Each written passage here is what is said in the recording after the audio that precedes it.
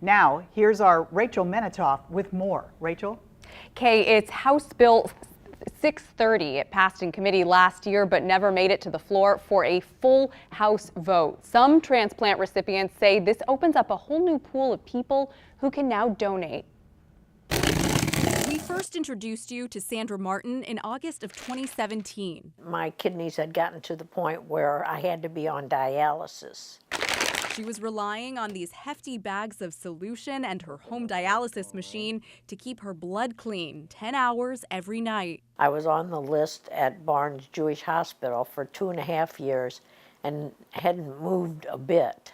Martin says she also got on waiting lists in other cities. A doctor in Indiana even suggested this, a billboard along I-55 asking someone to save her. Trying to make something happen rather than just waiting for something to happen.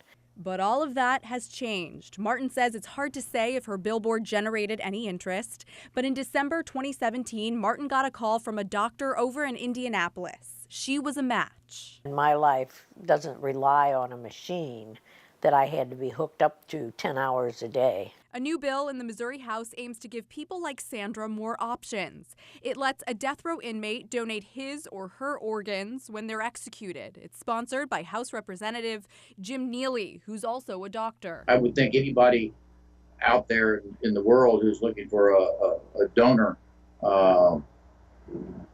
if a person is going to be executed, why wouldn't you consider this? But not everyone agrees. Those opposed to capital punishment say there shouldn't be a death penalty in the first place. Sandra says if this can save a life, I see no reason why a prisoner should be treated any differently. For people who are wishing and waiting, it would widen the supply and maybe people would move up that list before 3 years or 4 years. Sandra wonders why something like this bill isn't already the norm. What took so long?